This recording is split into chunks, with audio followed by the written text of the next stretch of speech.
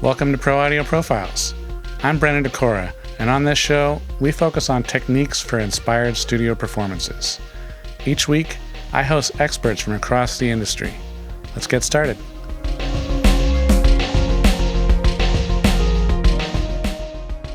Today, we have Brad Haehnel.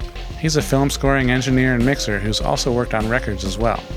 He's got film credits on Life of Pi, the Lego Movie, Avatar, The Way of Water, and Marvel's What If. His album credits include Nelly, Furtado, and Dr. Dre. Check it out. So, first and foremost, thank you so much for being here on the podcast. I really my pleasure. Appreciate it. Yeah. Awesome. I'd like to start off by, if you could go over your backstory, kind of how you got started, what made you want to be an engineer, your whole history, if you can. It's a good story, actually. Yeah. So we'll go Take down some that time, line. please. Yeah. So I, as a young kid, growing up, decided, I want to be a rock star. So, as we did as teenagers. So I want to be a rock star. And I tried, I distinctly remember trying a bunch of different instruments. And a buddy of mine who played drums and left his drums at my house. Luckily, my parents were nice enough to lend us their garage. Thank you. Yeah. Nice. So we made all the horrible noise back then in my parents' garage. Then I just took to the drums, and I instantly kind of just fell in love with playing the instrument and doing all of that. Yes. So that was kind of the foray into getting into this. I mean, I'm going to blame my dad too a little bit because he was kind of an audiophile. Okay. So that's kind of where the crossover occurred. Okay. So he was one of these guys I remember distinctly in the, when I was very, very young in the mid, early 60s, mid 60s.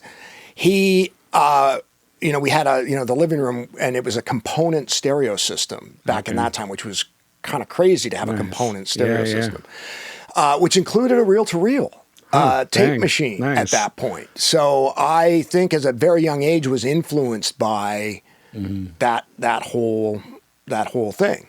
Right. Thus leaping to, playing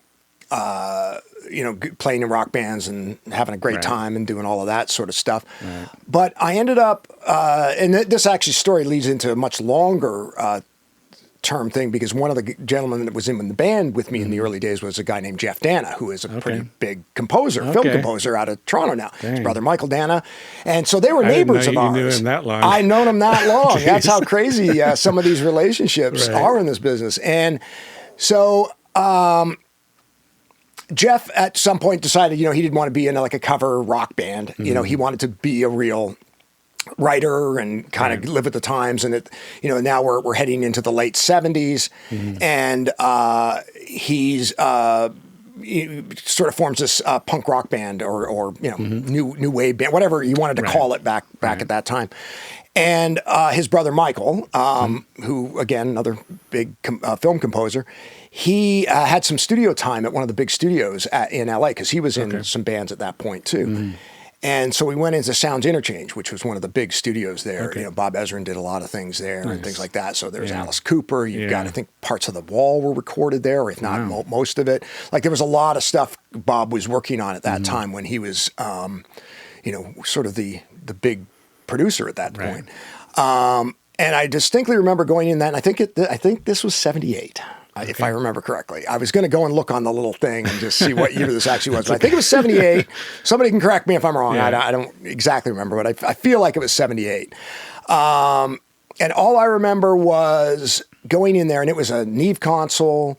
Tape machines whirring around. They were using tape slap and all this, the old school techniques. And then there was, an overhead panel with all the outboard gear in it. Was probably terrible for acoustics at the time, but nobody really, was paying much attention to that.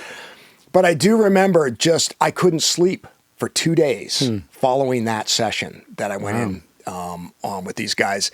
And I was, I just knew that at that point, that's what I wanted to do for a living. And so that's, that's kind of the how why I wanted to get into it. So, Nice. And did you go to school or anything? I did eventually.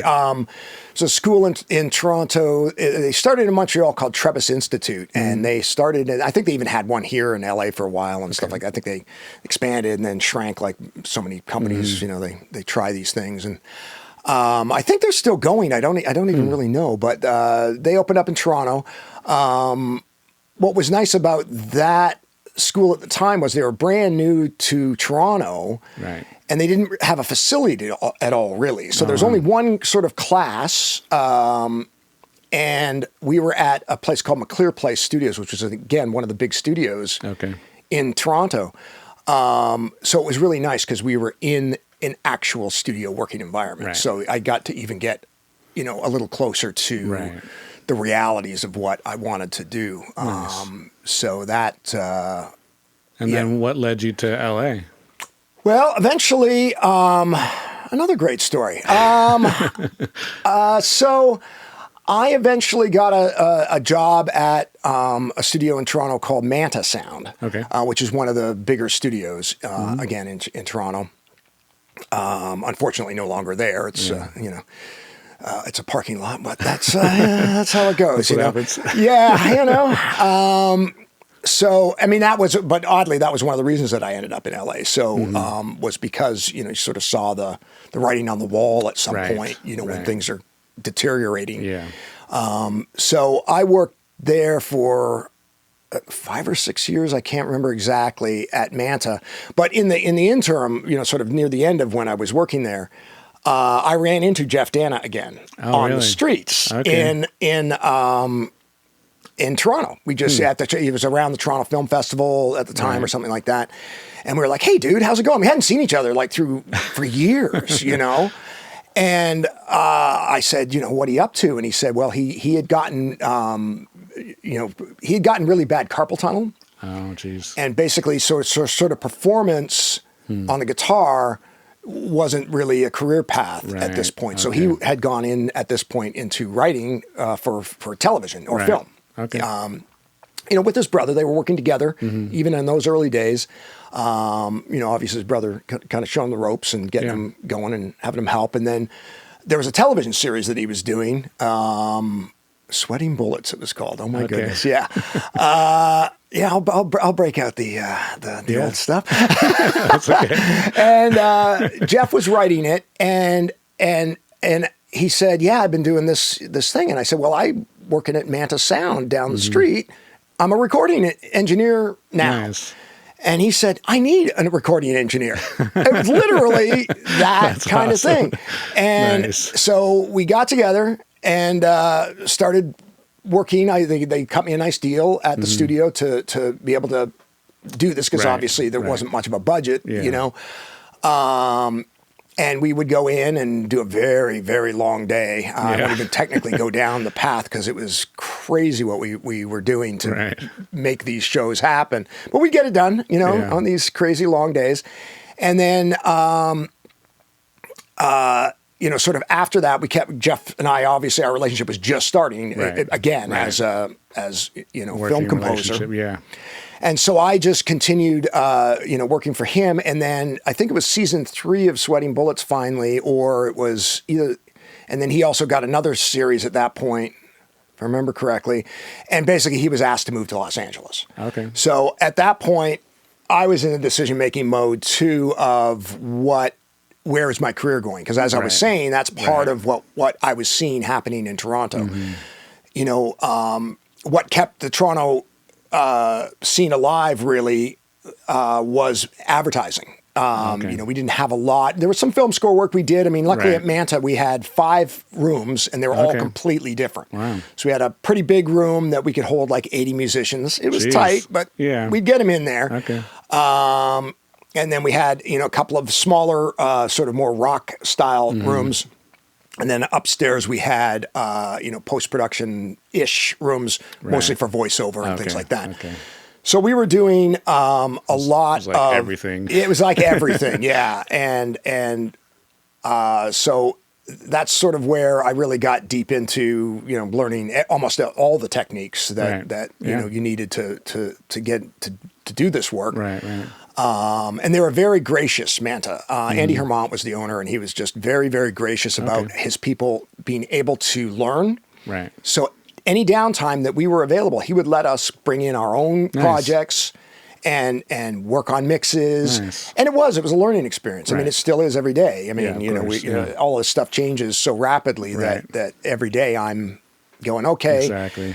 this is a cheaper project, so maybe I'll start experimenting a little Right, bit more right. on this project, which is fun, and I think people appreciate that too, because I'm going to Right. try to go a little further with it. But anyway, That's so an that's interesting concept, how you could use that to even, benefit yourself. It's, you're taking a cut on the rate, but Yeah. you're using it to learn and try new things and all that, where you can't always do that with the super high budget, high profile stuff because everyone wants. absolutely Yeah. not. That's actually a big issue, Right. segueing into that. But it is when I'm on a major film score. Mm-hmm.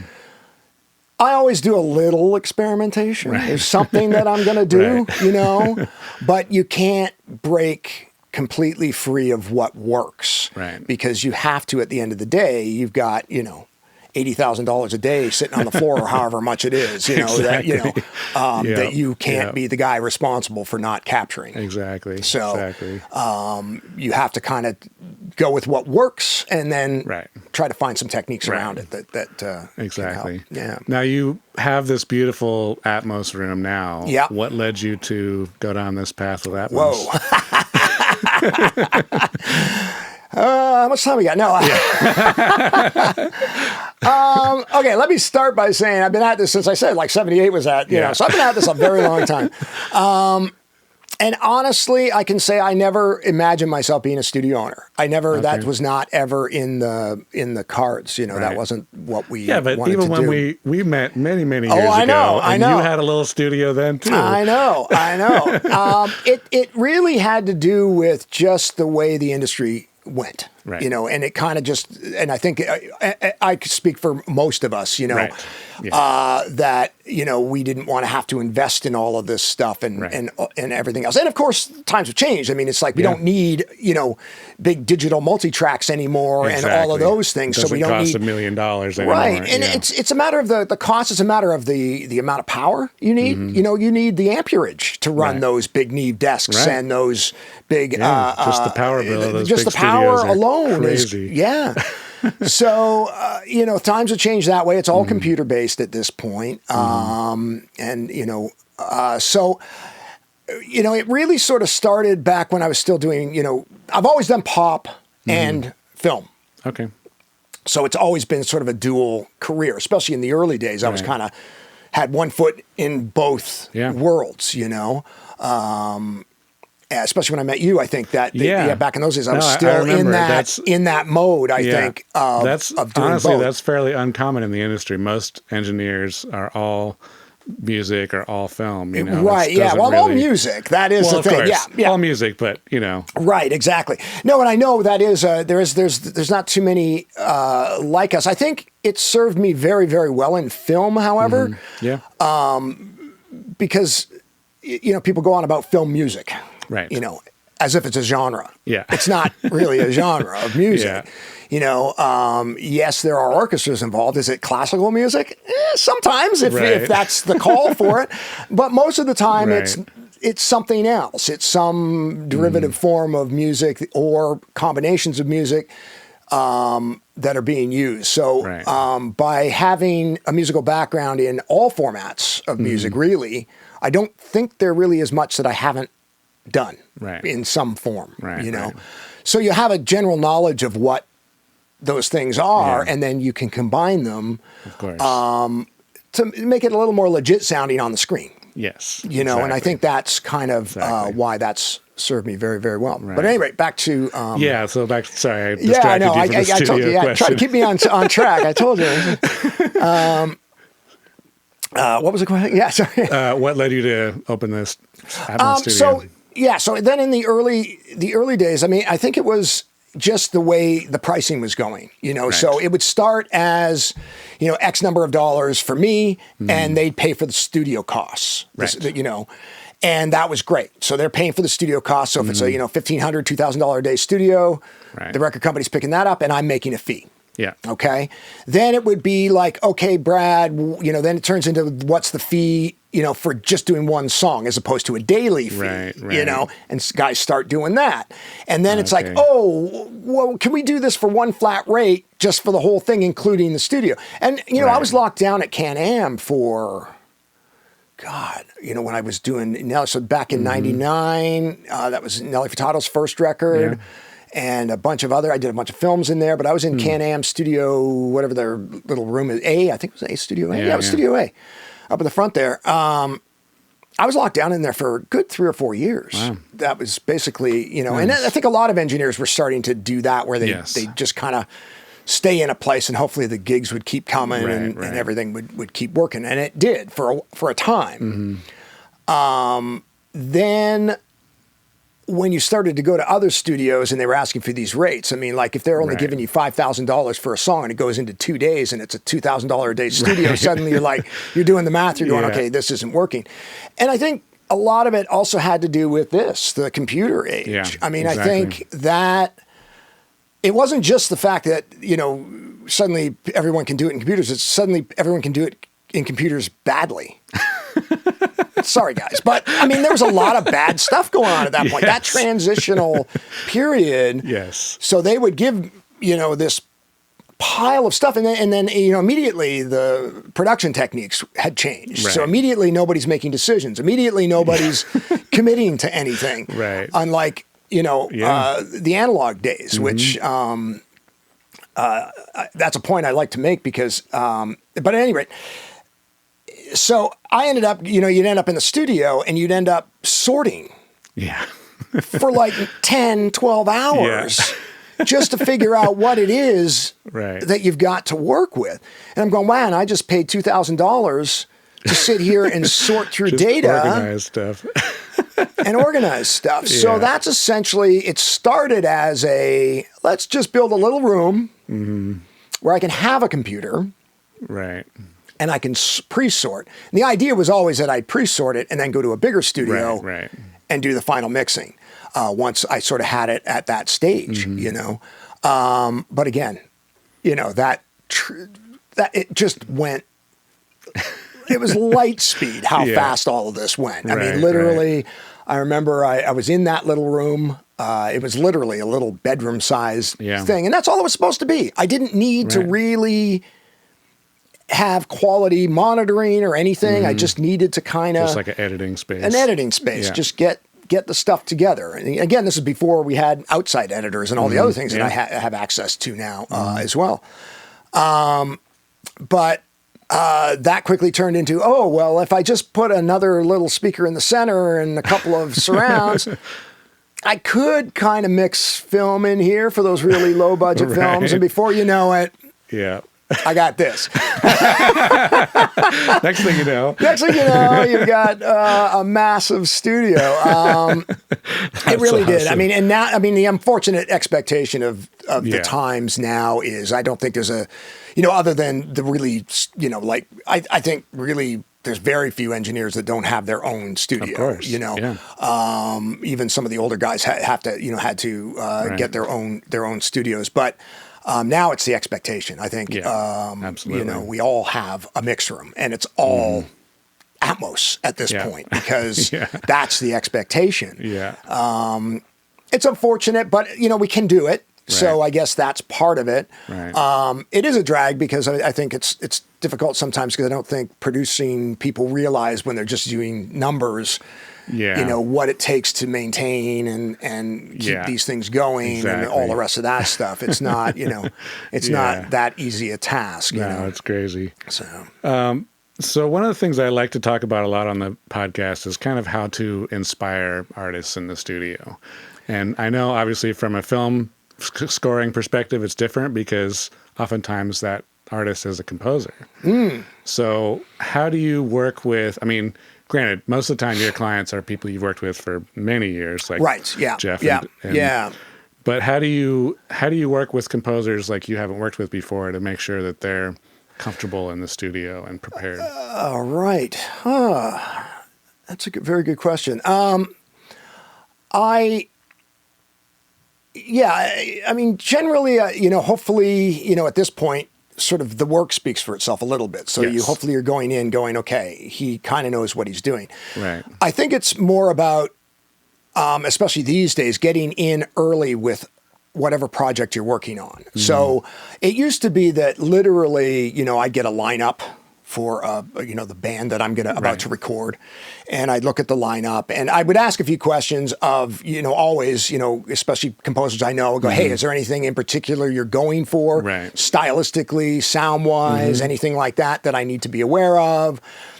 Or is it just a kind of a, capture what this is, and if I don't get any response, then it's kind of capture what this is. Right, whatever that might be. I mean, and as I said with film scores, it could be an 80-piece orchestra. It could be a 7-piece rock band. It could be a big band. It could be, it literally could be anything.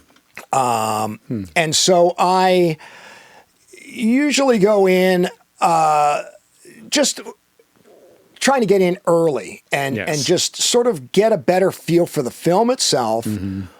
What the score is trying to do with the film, because it's not always on point, and it's not always on the nose. In fact, most of the clients I work with are not always on the nose, which is, I love that. I mean, that's why I love film music so much, is that you've got a little bit of that interpretation thing going on as to what are we trying to say here, in the film, and how is the music either, how is the music supporting that? And Of course. So I think it's important from a film scoring aspect, especially with new clients, to get in early and talk to them about that. Right. It's also important to get in early these days from an organizational standpoint. Yes.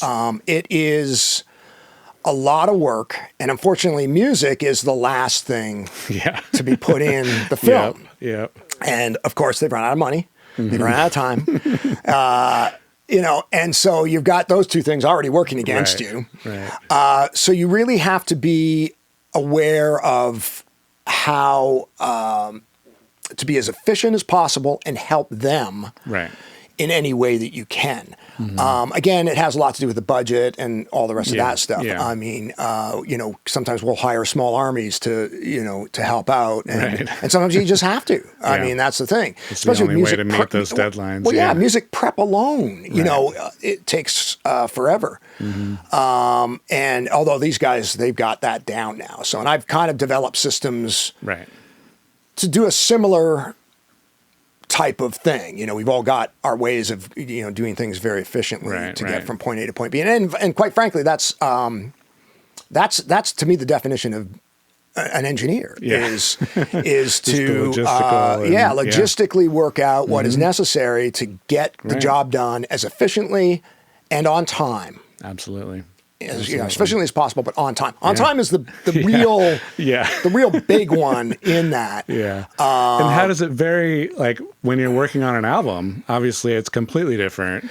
How do you prepare an artist for the studio? Yeah, well, I mean, I haven't done a lot. I mean, with artists, what I try to do. And unfortunately, I haven't done a lot of that work lately, which is a bit of a shame, because that's one of my favorite things to be able to do is work with an artist.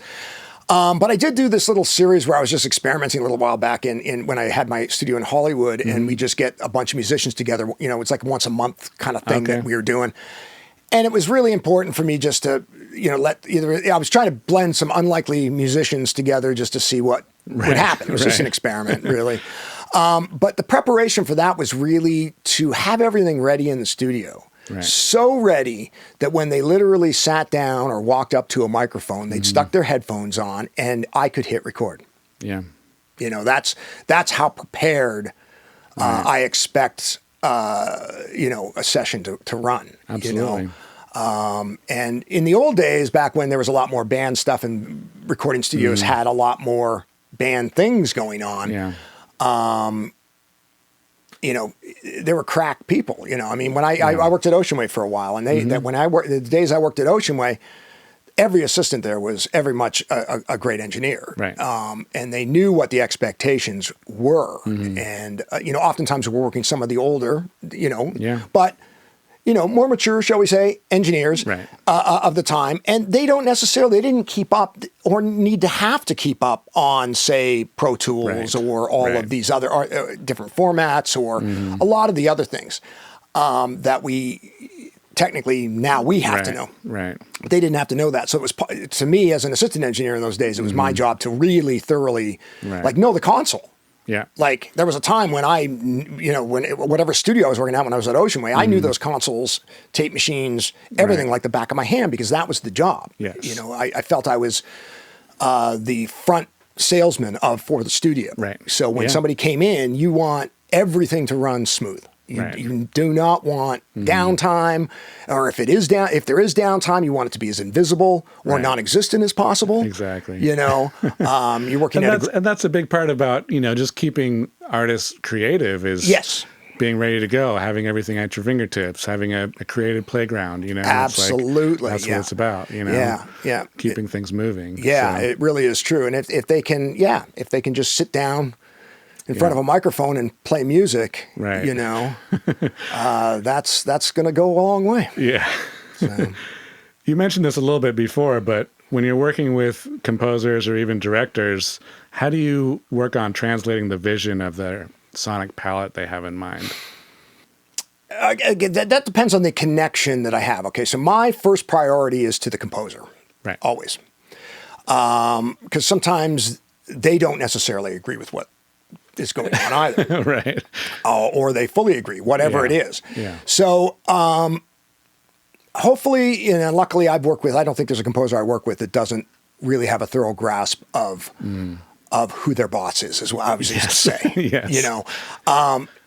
Because it's really important especially in modern filmmaking when there's a lot of people making a movie. Right. Okay. I just paused for a second. Yeah. The first time I ever went to a real scoring stage, I was shocked by just the sheer size of the control room. I'm like, right. Why is it so big? Oh, because there's literally 30 people in the back and they're all here making decisions and approving stuff. Yeah, or just hanging out, Right. Hopefully I don't have to shush them too much. Occasionally you do. Yeah. But every situation in every film is different. Mm-hmm. So you have to be able to read the people and read the room. Right.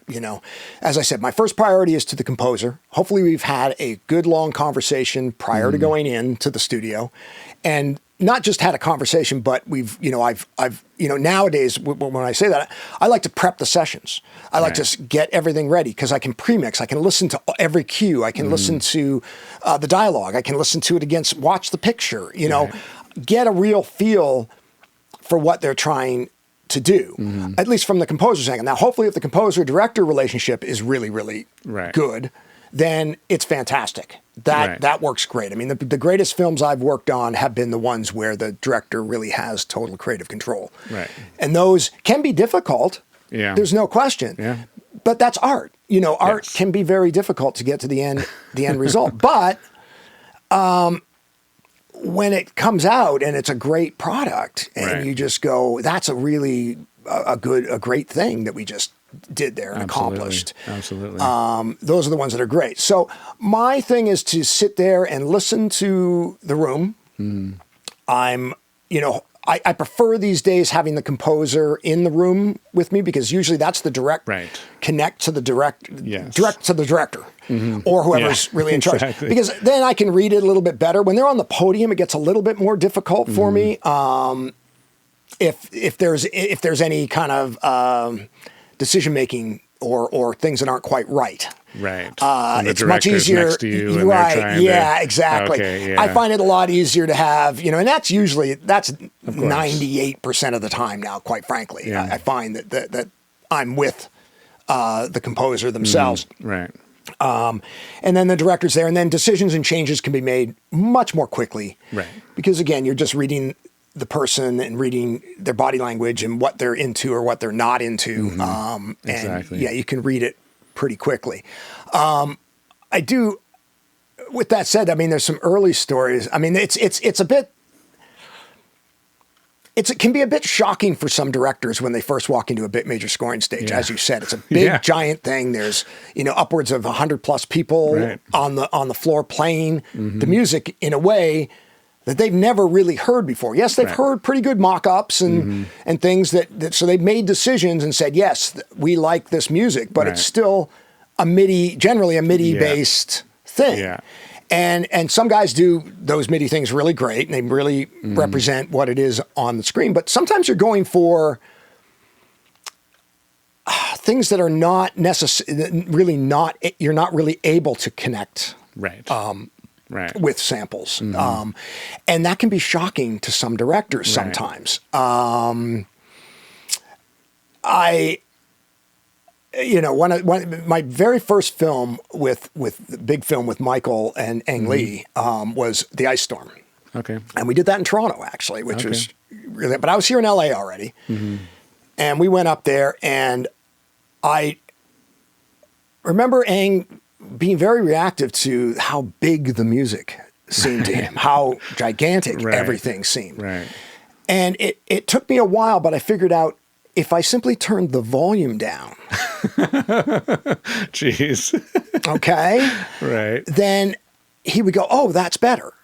Okay. Without having to get too much. Without changing anything. Changing elsewhere. Well, that being said, a lot of time films, the music is buried, Right, exactly. So he wasn't used to that. And with that said, though, but, the problem is we're listening for different things. Yes, absolutely. I'm listening for click leakage and, tuning and timing and exactly. all these other things from a performance standpoint.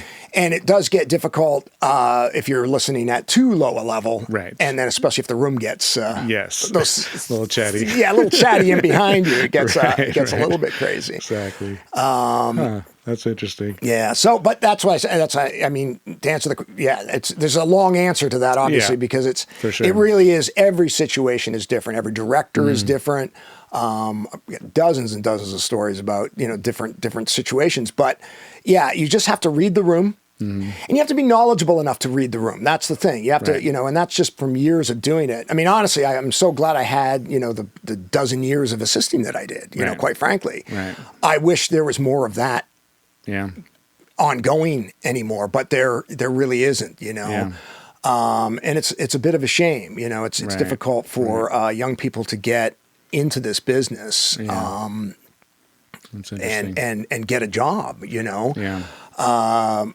well, it's different. I mean, I feel like it's a different kind of scene now, where it's like, yes, there is obviously still a handful of big studios, and there is that avenue. Yeah. But there's a lot of people that, are in some little town somewhere and just working at a little studio, and quite frankly, they have a good career, but they're just not at this caliber of the big films and the massive stuff and all that stuff. Yeah, it's not just the films; it's music. I mean, the bedroom musician is massively popular again, and I mean, it took and there's nothing wrong with that. It's just like I did some days with Dr. Dre, back in the early in the '96 area, somewhere in there, and I distinctly remember going, wow, he's created an entire form of music based on not having the particular musical knowledge that we all learned. Yeah. So it's a completely different approach to making music. And I love that. I mean, that's again why I loved hanging out. I was kind of hung out with those guys for a couple of years, and it was just really fun to not fun. It was just I'm always a sponge. Like if I'm doing something, I don't care what it is, I want to learn about it and I want to understand what they're doing. And it's kind of the abuse of equipment that actually was part of what that sound is, Well, because they're sometimes limited on what gear they can use. Absolutely. But even once they get up to the big studio, they're still kind of, louder, more. Yeah. And so suddenly you're seeing, red lights pop all over the SSLs in those days. And you're just like, wow. That's part of it. Right. That's part of what that sound is, That's crazy. So that, learning about those kinds of distortions and things like that was vital, And how do you mentioned, working long hours, obviously. There's a lot of times with the deadlines and everything else, we have to work for long periods. How do you stay inspired and maintain creative momentum during those long sessions? Well, first off, I don't do that anymore. Fair. Number one, don't do it. to tell you the answer, my friend of mine used to have a saying that nothing good happened after 3 a.m. Right. Because every day you go in and listen to what you would, that last couple of overdubs you did, and it was always shit. Yeah, exactly.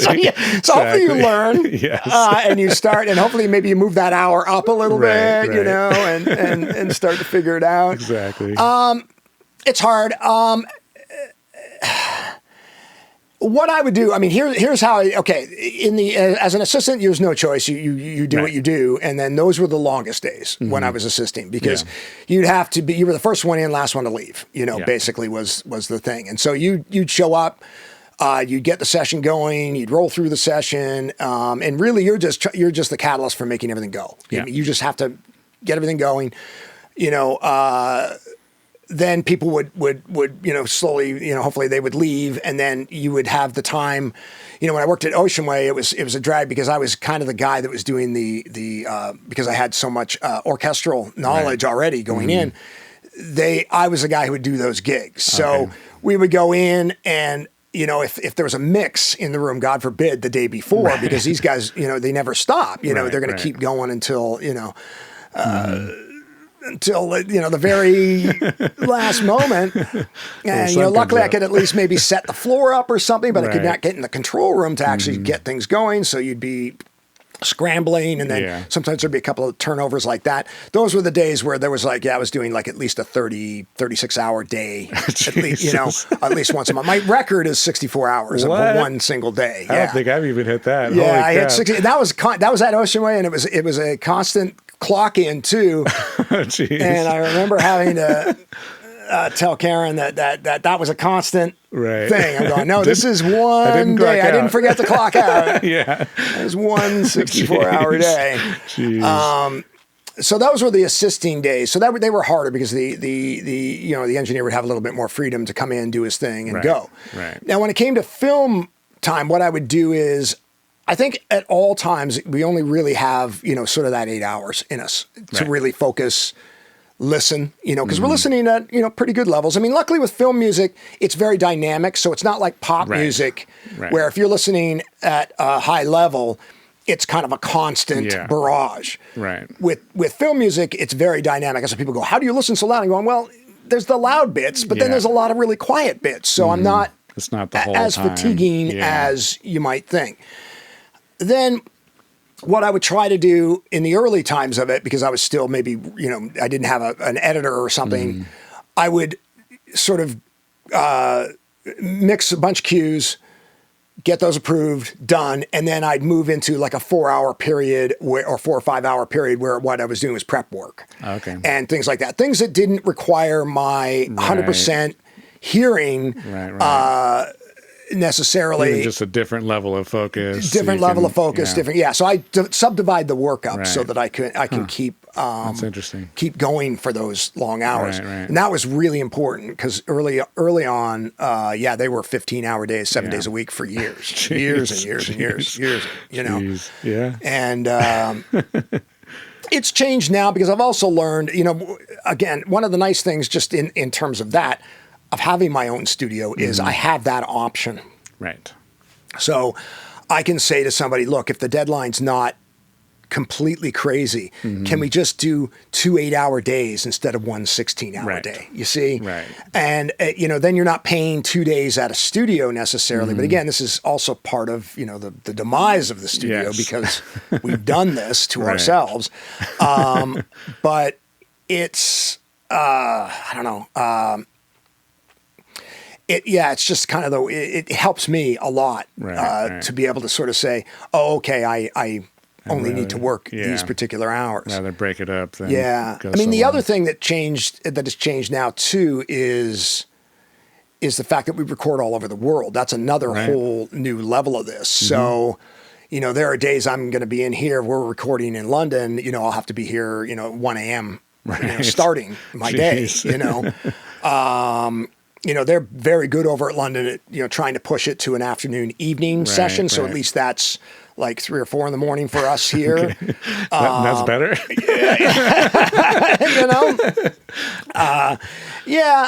But it does make it doable because I do a lot.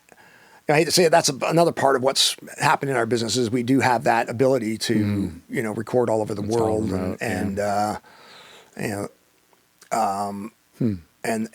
I'm set up pretty amazingly here for that, quite honestly. The last couple of films that I produced from here, with whoever, I was working with the composer, it's seamless. Like we're running live video, live audio, all in sync with the audio they're recording down our end. And honestly, you don't even know you're not there. I mean, it's that, it's gotten that good, crazy. Which is crazy. Huh. So, yeah. Dang, nice. I just want to take a quick break and tell you about my free guide, The Art Method, the Advanced Recording Toolkit. In it, I share the details of how you can get pro studio results from your home studio. I've believed for a long time that it's the cooking, not the kitchen. If you can learn some of the advanced methods for getting great results in the studio, you can do it in any studio. I skip the basics and dive into the more nuanced info you need to level up the quality of your home studio recordings. Check it out now at brendandecora.com/art. And now, back to the show. What are your tips for navigating creative differences and finding common ground when working with a diverse team? Not get angry. That's a good question. It is hard. There are times, I think, for me, I'm a tool. Mm-hmm. Like, that sounds ridiculous. I'm a tool. No, but I'm not,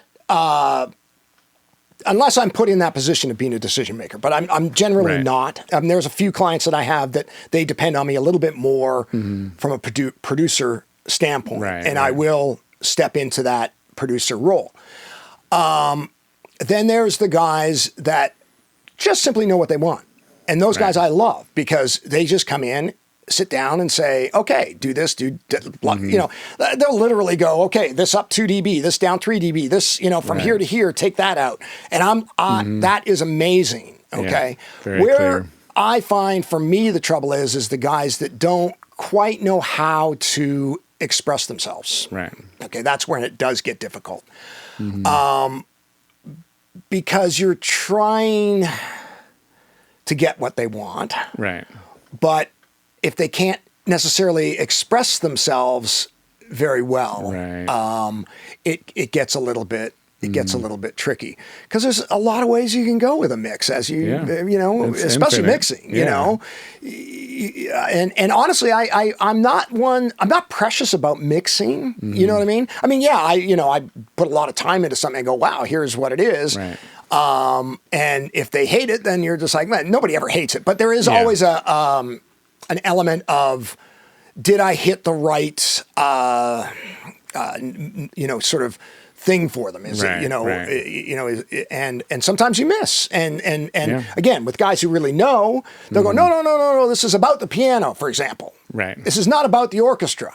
Mm-hmm. Okay. Because oftentimes if you just get an orchestra piano, you'll just kind of go, oh, is this just in here? Okay. Yeah. I hear it's playing some melodies, but so are these guys. Right. So do we blend this as an orchestra or is it a solo piano piece? Right. And really the orchestra is supportive. So those are the things that, hopefully again, we've, if I'm recording, that's the difference between when you're just mixing too and recording and mixing. It's great when you're recording the project yourself, or at least producing from afar. You at least get to go through the music once, hear the comments from the composer, the director, the music editors, all the other people that kind of need what they need, because I have to service all of that, especially the music editors at this point too. That's another whole area because, with random access in this world has now come fully random access in the editorial world of filmmaking. Yeah. So films don't necessarily have to be finished at all.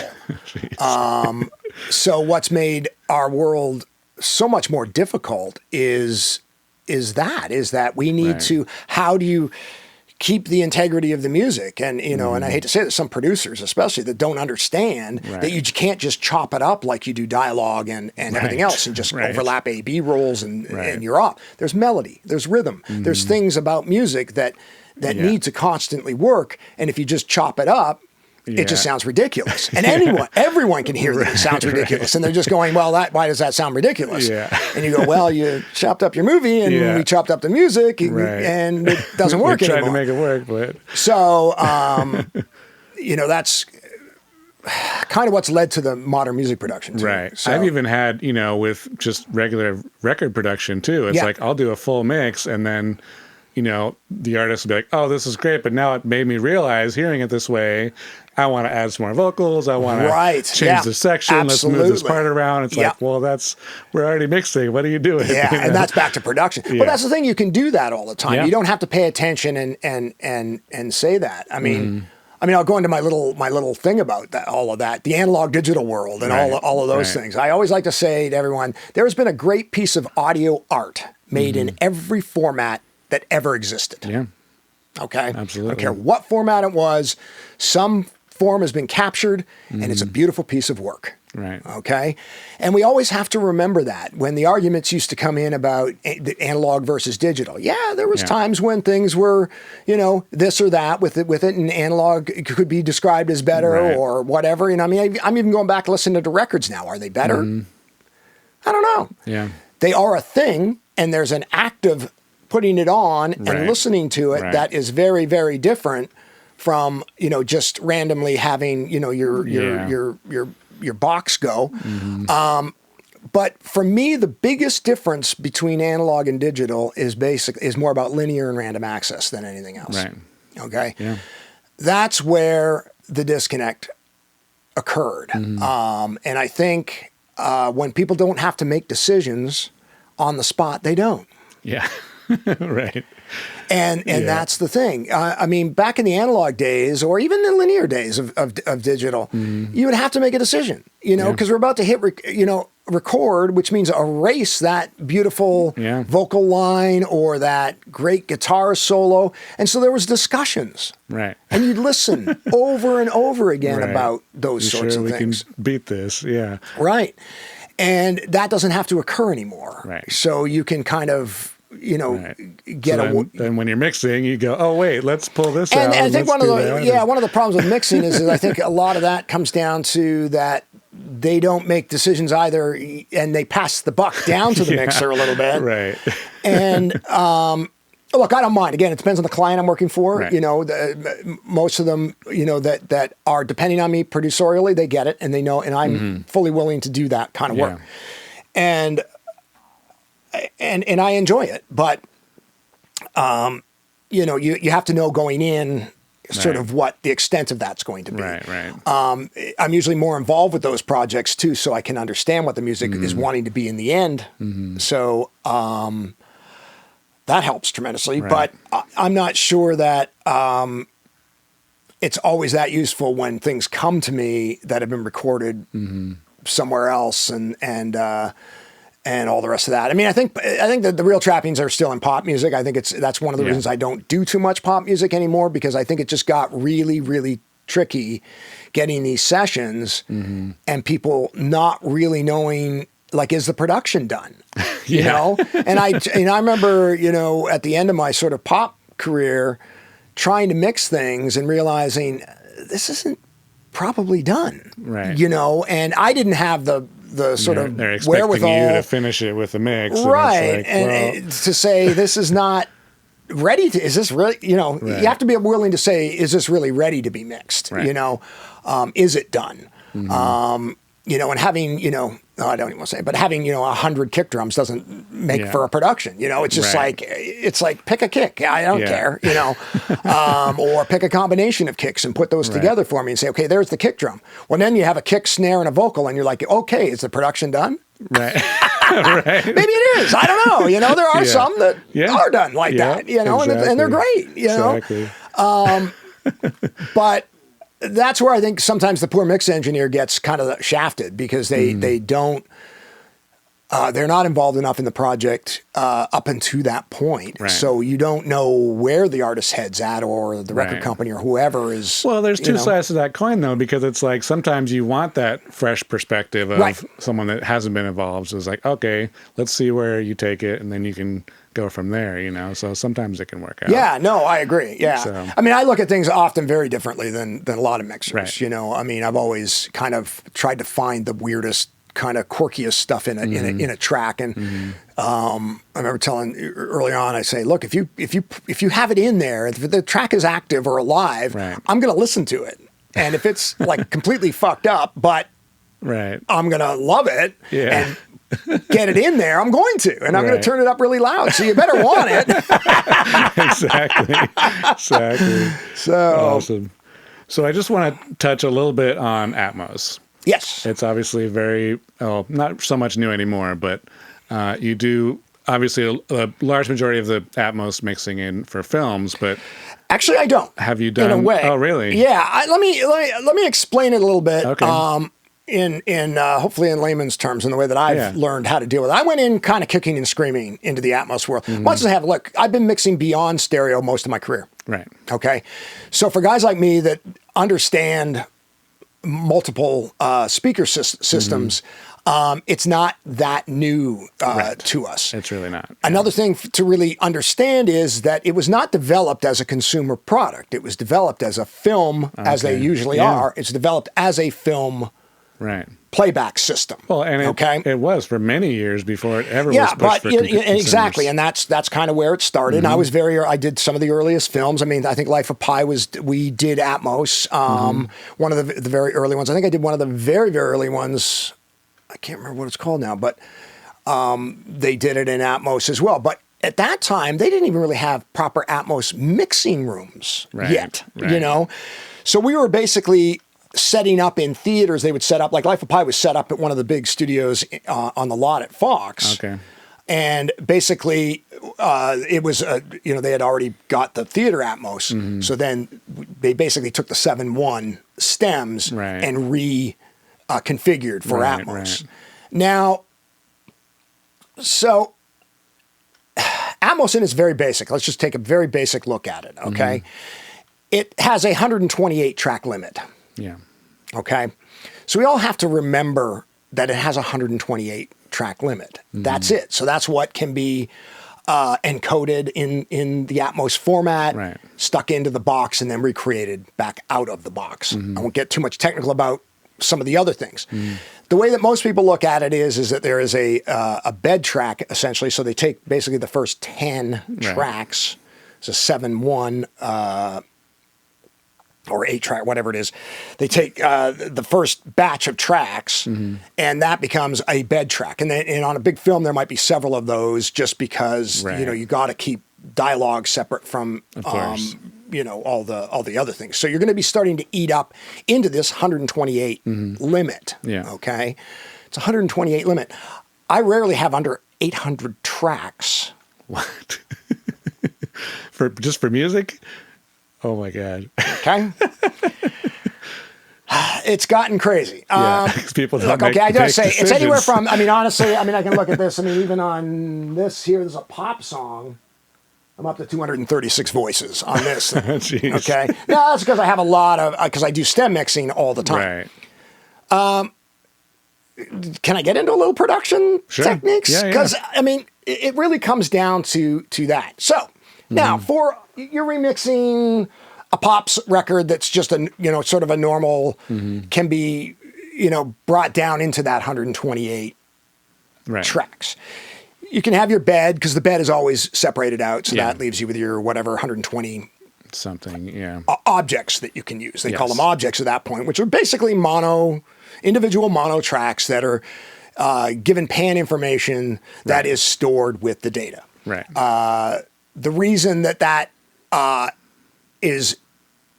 works really well in theaters is because it's scalable, and that's the reason that that Dolby put it in. So you can go from a studio my size, which is a 914 setup at the moment, and you can go out to a full 64 tracks, Right. and wherever you put that object, it will determine how many speakers and how much energy has to be put into each of those things to put that in the exact same position again. Right. Okay, which is great. And a lot of guys, especially in the pop world, they've gone directly into that. Now, I will do that likely with some of the earlier records that I'm going to hopefully get a chance to remix myself. Where I will likely go into that, because then you're dealing with like 64 or 100 tracks. Right. It's even if it's a big pop song, you're not dealing with much more than that. But once you start breaking into massive amounts of tracks, there's that. And then the other problem, as I mentioned before, people not getting the editorial done in their films. Right. The reason that I have so many tracks is because we have to keep major parts separated at all times. Jeez. Okay? Because I have to deliver to the music editor on the film in such a way that he has a chance, because we don't have time again anymore, right? So at some point, they're going to be, editing their film, but we're going to have to go, we have to take one of those edits and they have to score to it and we have to finish it. Right. The music, because there's no more time right. to get to the date. Right. Okay. So we do that. But in order, if they're still really in flux, and most, especially action movies, they're constantly in flux, you have to have the ability to be able to edit that, and hopefully the music can survive. Right. If it was just one big Atmos mix, which for one thing, they're not going to give me all those things at the dub stage, because they've got to still put dialogue, sound effects, all of those things have to be in this 128 package, right? That's true, yeah.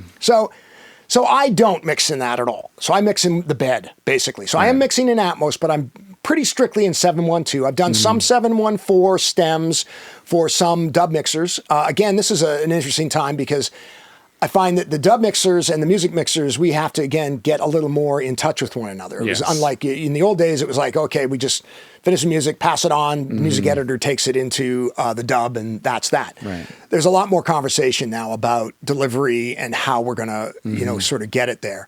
I'm set up pretty simply for, 712 at this point. So it's, and now with, the 2048 voices too, there's another world in which we live. Yeah. I still do separate rigs, by the way, though. So it's down to kind of one rig here, which has got all of my source material on it. And I always mix into another rig. I usually can put, because it's a mix rig, and they're pretty powerful now, I can mix that 128 tracks directly over, because basically I'm running 128 tracks from here into this other rig. Right. And a lot of bigger Atmos rooms are set up that way, so you have the most power on the exactly. mixer. And then I'll have my video in there, so that's not putting the power on here, blah, blah, blah, all the rest of that stuff. So there's a lot of different subdividing of power, and it's about efficiency too. It's like, how quickly does it take to open a session? I mean, we still don't mix live in the box. I wish I could, but we don't, because I can't do the massive sessions that I do, because they take, as I was saying earlier, it's upwards of 2 minutes, a minute and a half to 2 minutes now on this new computer to open one of my big sessions. So which you got 70 sessions to open. Exactly. Yes. Maybe twice. Yeah. Or more, our max on that time is around 15 seconds that we want to have the sessions open. So we usually, when we're recording the big orchestras, will have just, we'll have a separate rig that's the pre-lays, pre-records, all the rest of that stuff. Then we'll have click and everything else on there. And then that way, we're not using plugins. We're not using all of the things, within the box that eat up the amount of time for sessions to open. Yes. So it's just like audio needs to open. Boom, it opens up, 15 seconds, bang, you're ready, you're recording, and we can keep recording and plow through and get it done. So you're doing albums then for Atmos stuff? What's the main thing? Well, no, I am doing it for film in that, but I'm mixing in the bed track. Okay, right. So I'm mixing in 712 generally. Okay. So then with 712, you've got the 10 tracks per thing. So I'm generally mixing upwards of 12 stems at that point. Okay. Because I need a few extra tracks, and I got to print click as well and things like that for the music editor. I mean, these are all things that I'm doing for the music editor. So that way, you've got, generally it's strings are separate from brass, separate from percussion, separate from, hopefully melodies can be separated out from some of these other things. And it really is for editorial. And that is the real case. And especially things that are hitting screens, all the poor harp players of the world that I feel so bad for because they've all been locked in a little booth for years now. And honestly, an orchestral harp sounds much, much better orchestrally when they're in the room with everyone else. Yeah. However, oftentimes harp glisses and things like that are actual specific shots or something happening, an arm movement or somebody does something. Anything that hits a specific shot needs to be separate. Those are the things. So I always try to explain to people, it's not because we don't like your playing or we don't like this or that. It's all about how do we try to keep the integrity of the music to the final stages of where it's going to be in the edit and make it still sound like what the intent was. Right. And so that's why I can't mix fully Atmos. Exactly. In that manner. For pop music, because unfortunately my brain goes to stem mixing automatically. Right. I kind of do the same thing. Okay. So it's just the way I work. I am going to mess around, like I said, coming up the top of the year with proper object mixing Atmos in pop music. Right. Haven't stepped too far into that yet. Because again, too, even now I'm mixing 914 because now they've set up 914 tracks, 916 tracks. All of that stuff is now being built into Pro Tools. They even integrated the renderer now. That's integrated too. Yeah. Which, that's great because then you can monitor through it at least and understand kind of what it's going to sound like, in binaural, because that's really, unfortunately, the main thing we're mixing for is the binaural style playback. Like I said, you came in here and I played a track and I'm just like, I wish, everyone could hear it like this, Exactly. And that's outside of a trade show. I mean, yes. That's awesome. Yeah. Awesome. Well, I like to wrap up every podcast with the same few questions, if you don't mind. The first one is, who is your most influential teacher? Can there be 6? Yeah, no, for sure.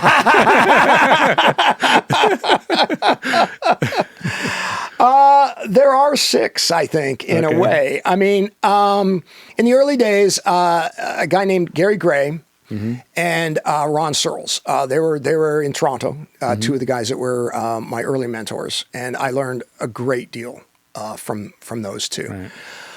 One of the guys up there too. I would put into the same sort of thing in the crossover period would be Chris Wardman and Dr. Dre are 2. They were the two top. I always like to say this. So, the first 2 taught me about really good technique and really good engineering skills. Right. Chris Wardman and Dr. Dre taught me that you can turn all the knobs all the way. Yeah. Important lesson. Exactly. Turn all the knobs all the way. Wow. Yeah. And you can do this stuff. And then there was Alan Sides, who I did work closely with it when I was in my period there, and Sean Murphy. Right. They probably dread being named in the same sentence, but I did have. I learned a lot from both of them. And one of the things I learned from them is how to utilize the space and the musicians in the same space. And I think that's what a lot of people lack nowadays is that technique and that's one of the reasons I wanted to get back out of pop music, because when it turned into one mic or 2 mics or a couple of mics and one instrument at a time, basically, it got fairly boring. Yeah, for the quite honestly, engineer, that's no fun. It's just like I don't need But when you have to put up a lot of mics, and it's not just it's about and that means a lot of musicians. It's about the comfort of those musicians together, and the comfort of and how the mics are picking up different things, and it adds to the size and all of those things. And I learned a tremendous amount from those schools. Yeah.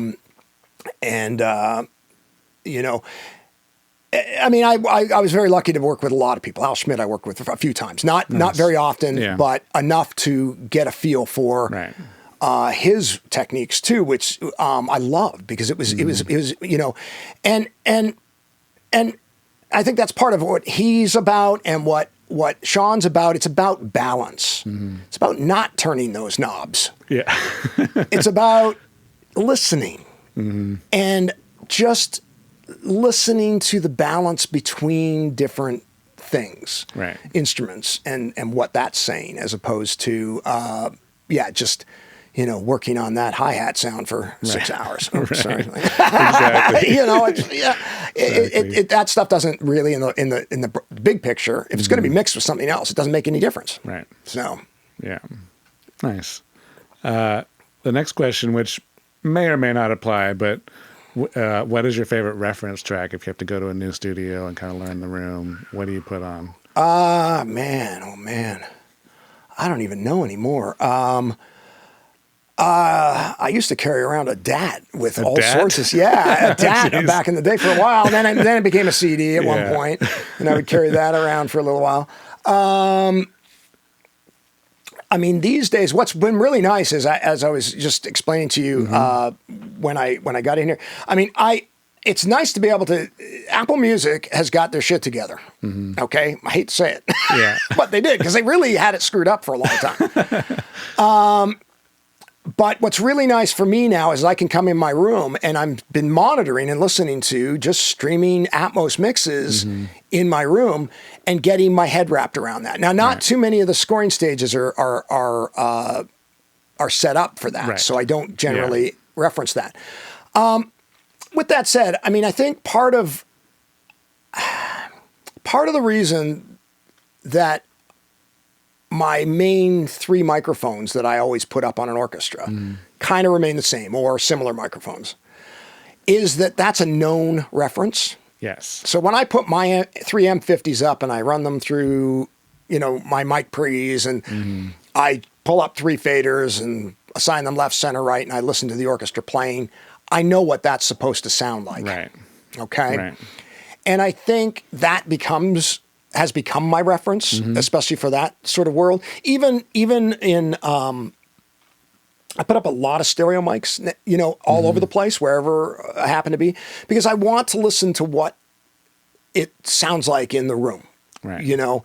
And that's kind of become my sort of reference. And the other thing is one of the nice things about, again, owning your own room is, you know, you don't need it so much. I don't need it. You know, and my room voicer, he voices, you know, a lot of the scoring stages too and stuff. And so I think I've gotten very accustomed to his voicing. Right. So I think that's also part. Right. It's like back in the day, I mean, I used to love Coco tuned rooms. I remember, you know, and that was part of the thing. So we would always ask who, and it's not whether one guy is better or worse than the other guy, because everybody's going to voice the room in their own way. But I think it's more a matter of you just get used to what that is. It's just like you get used to a speaker. You know, I mean, is this, you know, are these any better than, you know, the comparable, you know, other brand? Right. No. You know, you put them up side by side. Yeah, you'll hear differences. Yeah. It's just about learning. It's just about learning what it is you're listening to and listening for. You know, that's, I hate to say it. I mean, that's why NS10s used to exist. No, absolutely. You know, that was like a lowest common denominator that were on every console that people could at least put up and go, okay, things are supposed to sound like that on here. Yeah, you know, exactly. So. Last question: what would be one tidbit you have for an upcoming engineer? Okay. Hate to say this, learn about computers deeper than the program. Okay. If that makes any sense. I get a lot of people that come to me and they've spent a lot of time with Pro Tools. That's another whole conversation, but it is about, you know, you have to be able to adapt quickly. Right. So learn a little bit more about the system okay, about the computer and how to kind of make sure it keeps going and all the rest of that stuff. Because a lot of what we do now, and networks, I mean, I hate to say it, but that's a big deal. And everyone hates it when I say you need to learn more about networks. Right. I've gone in kicking and screaming. I was yelling and screaming, complaining this morning. But we fired it up, the studio up this morning, and it fired right up. I'm like, wow, that's pretty impressive, because it really is about networks settling down and working. But you have to really understand how those things are connected. Right. Make yourself indispensable to an engineer like me. Right. Like come in and learn all of that. Yeah. Or be a great editor. That's another techniques to learn. I know it doesn't seem to have anything to do with engineering, but it kind of is all about engineering now. I mean, I have to say that of all the film mixing that I do now, like let's just take What If, for example. So that's one that I do, we do it in chunks, but it comes in from wherever we're recording, in the world.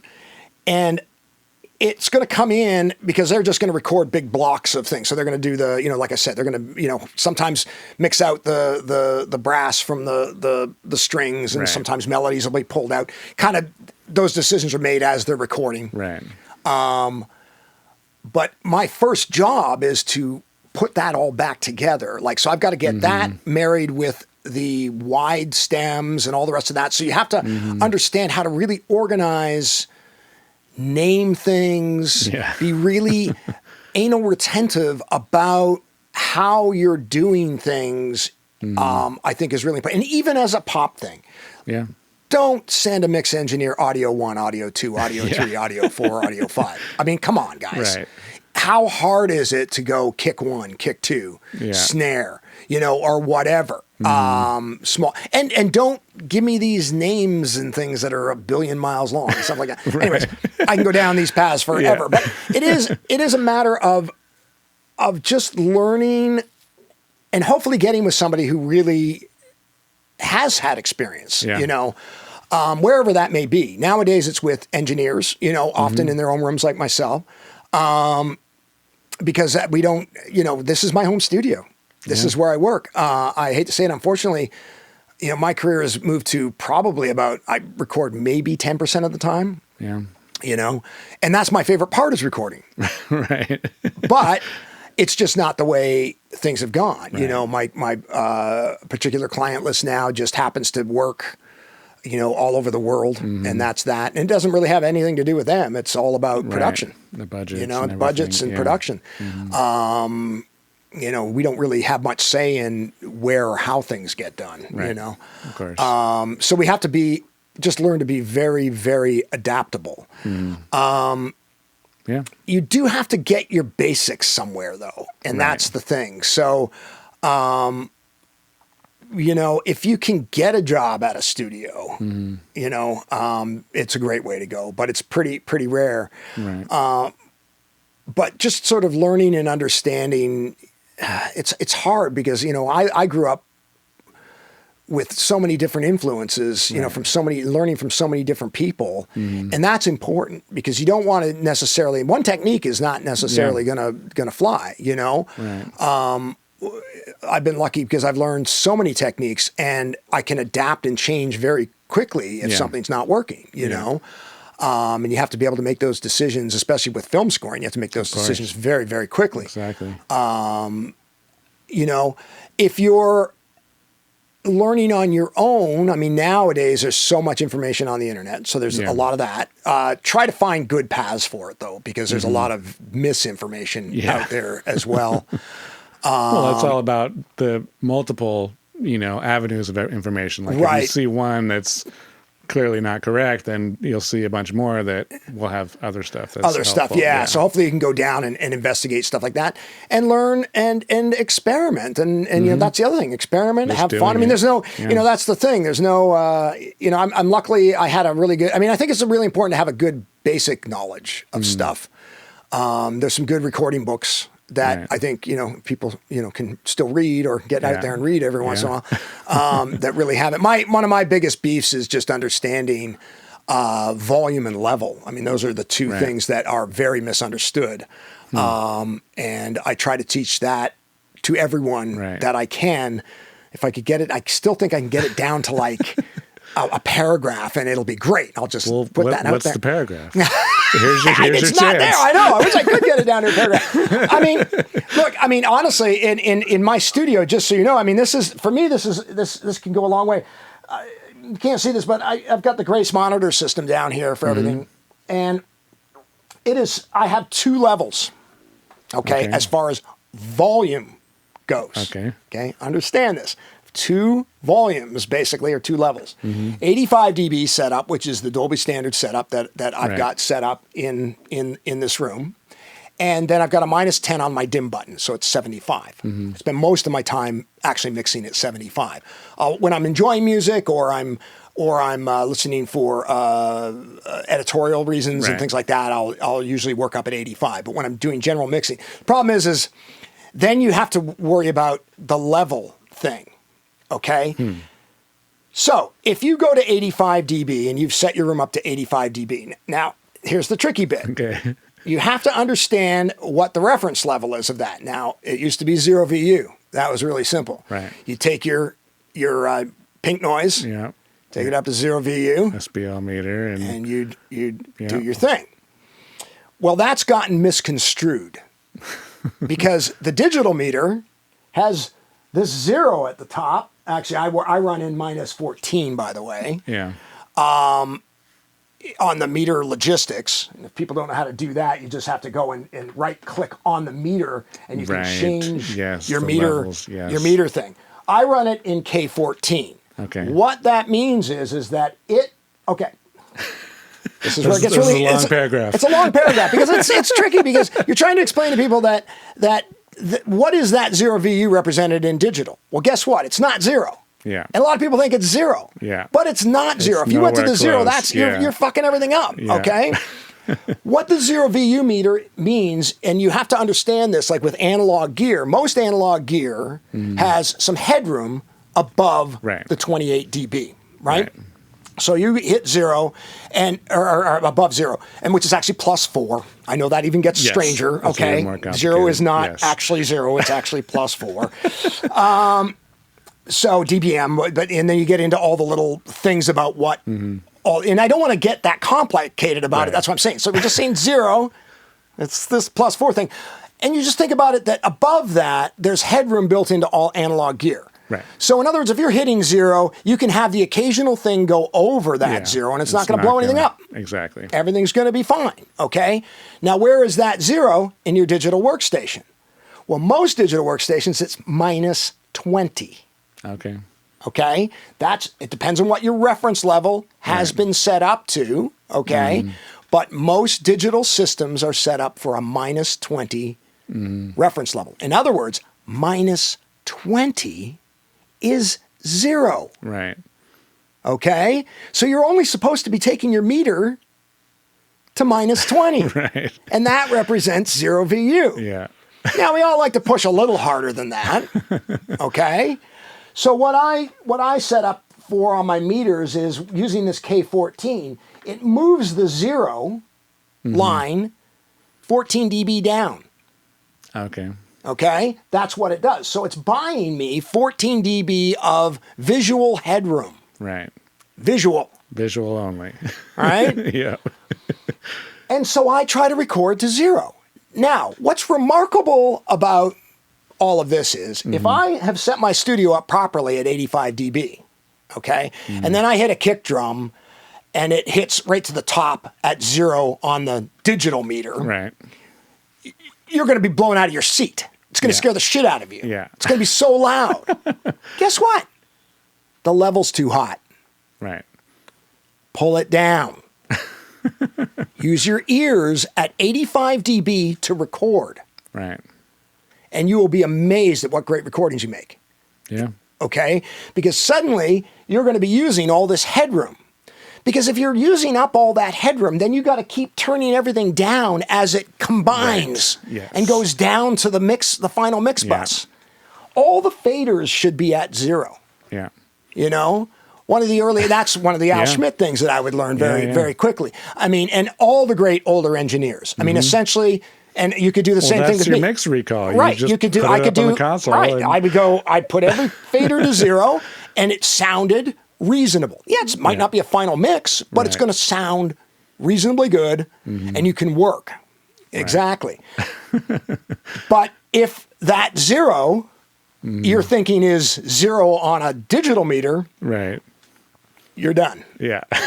Because you're just going to run out of headroom and everything's going to be distorted and gross. I mean, half the time, I hate to say this, when I get something in, even from some of my better clients that have been doing this for years, the first thing I do is not even take, because you have to remember this too, I grab all the audio and turn it down anywhere from -10 to -20 dB. Yeah. All the audio. Yeah. Because let's say I have a kick drum that you've just put up flat, because a lot of guys are just going to record flat at home. Right. But let's say I got to crank 15 dB on the top end on that. Guess what? That if it's at 0 already, it's going to be blowing up off the end stops right away. Yeah. So if you're going to provide an engineer with a thing to mix, and you're not going to get the sound necessarily the way you really want it, and you've got, if you're going to be very flat about it. There's nothing wrong with recording flat. Yeah. It's great for us because then we go, okay, great. You've used a good mic pre, you've used a good mic, you kind of put it in the right place, whatever. But I need to do some carving work on it, or I need to go at it. If you need to go at it, especially in an additive direction, you're in trouble. Yeah, so, exactly. and it's not going to help to turn the fader down. Right. No. That's the other thing you have to understand about it. It's this relationship. So what I'm trying to do is go, it's like, that's the relationship. The fader pulling down doesn't turn it down. Right. It's already too late. It's too late. Yeah. It's too loud already. So I use the audio technique to do that, but that gets tricky too on recall or when I'm trying to do multiple things. Well, in film, it gets really tricky because then it's something. I'll sometimes use trim because it can do a similar thing. So sometimes my first plugin will be the trim plugin. Right.